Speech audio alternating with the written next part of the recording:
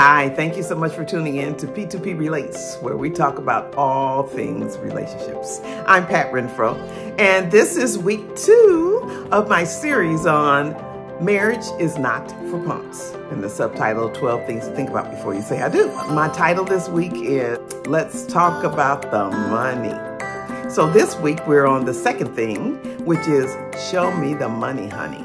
When we date, and I'm speaking for a lot of people, so not going to apologize. Over the years, I have observed that people tend to let money be one of the last things they talk about.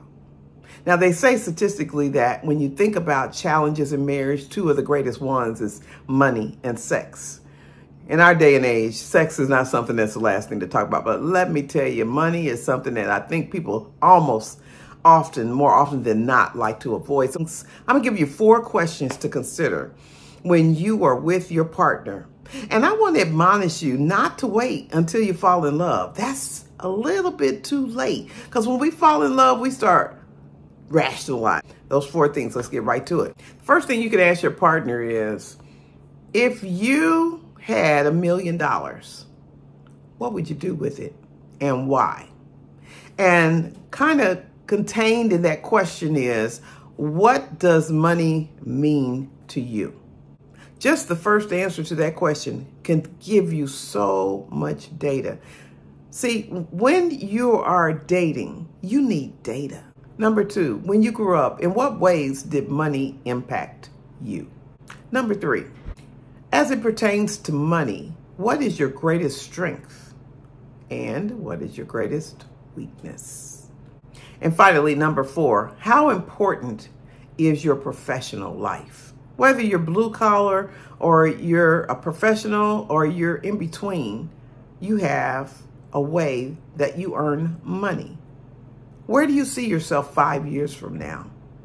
And what values do you hold for money and why? Until we're retired or disabled, we have to earn a living. And so is your living important? Just how important is it? So we'll go into each one of those and get a little more in depth. So let's put it back up there. Number 1, what does money mean to you? I'm not going to try to help you answer that question, but I just wanted to give you more context. When you are dating someone, there is a psychology of money. And that psychology of money was developed, even unbeknownst to you, as you grew up in your family structure, whatever structure that was. Now, it could be a structure of homelessness, all the way to a structure of being well kept in a royalty situation. But the bottom line is we all have family history. And we were raised a certain way. Our parents managed money a certain kind of way. We had a certain type of lifestyle, be it easy and luxurious or very difficult. And so you formed your ideals around what money can do for you, how important or unimportant it is.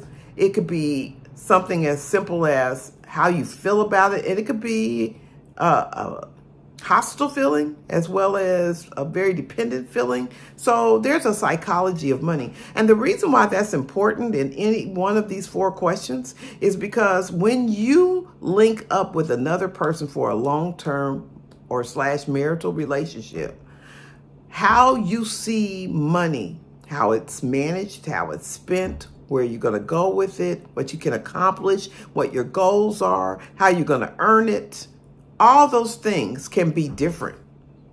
You could be on the east side of things, they could be on the west side of things. So it's going to be really critical that you all know how to come in the middle. And if you don't know that I'm on this side and you're on that side before you get married, then when you get married, coming in the middle is going to be really hard. There's going to be a lot of resistance, like you're in a gym working weights. So you don't want that.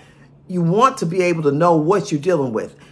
Throughout my book, what you will hear me talk about is these are not all deal breakers. We all should figure out what our deal breakers are in each one of those categories. And even in this one, in money, what is your deal breaker? But what you need to keep in mind is that you just don't want to go in there blindly, because love is not enough. I'm telling you that right now. Love is important, but it's the touchy-feely, infatuated love that definitely dies off. So the love that you have left is a love of decision. You decide you're going to love that person. You decide you're going to work through things, that you're going to forgive, that you're going to turn the other cheek, that you're going to be better to them maybe than they are to you, that you're going to work on yourself so you can be the best version of yourself so that you can offer that up to someone. Because if you don't have good self, you can't offer much at all. All you can be is needy. But let me get back. I digress. Number 2, as you grew up in life, how did money impact your lifestyle? If your parents had lots and lots of money, you could either build up resentment toward that, or you could say, wow, I got to have that same lifestyle. I'm accustomed to it. But you need to be in touch with what your psychology is, and you need to be able to understand your partner's viewpoint as well. So how did money, the lack thereof, or the abundance of it, or the mediocrity of it, impact your life? The third one is, where are you strong and where are you weak as it relates to money? Nobody is gifted at all. So you may be the kind of person that's great budgeting, or you stay on top of the books. Spoke to a friend recently and they said every Saturday they balance their checkbook. That's awesome. But could you imagine that person being with someone who never looks at their checkbook and doesn't care what's in there? They just want to make sure they shove enough in there to be able to do what they want to do. And then when it doesn't quite work out, they go, oh, I wonder why that happened. Oops, I remember you that. No, you need to, I'm not saying it's a deal breaker, but you need to know that before you fall in love. You need to know that going into it so that you all can kind of explore what's it going to look like if this person's strength is balancing the checkbook and this person's is not so much. They don't even have a checkbook. They don't even know how to balance a checkbook, nor are they interested. You need to know that ahead of time. Number 4, how important your career is. And where do you see yourself 5 years from now? And what value does money hold for you as it relates to all of that? Again, if you're driven, if lifestyle is important, if you want the big house on the hill, if you want to travel internationally at least once every 5 years, and you want to have vacations annually, you want 5 kids, all those things matter. And if you don't talk about it ahead of time, then there's that tension that you got to manage. And you know what? You could read my book and you could purpose in your heart that you're going to take every precaution that I suggest. But the bottom line is you're going to still have work to do. There's no such thing as an easy marriage. It could be easier than most. It could be that you all are truly soulmates and you just really flow together really well. And those are there. But for the most part, like I said last week, I'm an individual, you're an individual. I think a certain kind of way, you think a certain kind of way. We eventually become one, but that's a process. And so in the meantime, and all these other differences, childhood matters, all those things really make up the culmination of what your marital experience is going to be like. And the less surprises you have and the more tools you can use to work through things, the less the difficulties are going to be. If in doing this exercise with your partner, you both made a great effort to answer those 4 questions and have discussion, that's a good sign. There's a lot that you all can accomplish together if you're willing to do the work. The work starts with yourself. As an individual, if you're efforting to become the best version of yourself you can become, then when you get with someone else, that same work ethic and tenacity and character is going to go into the marriage, which is going to make the marriage even better.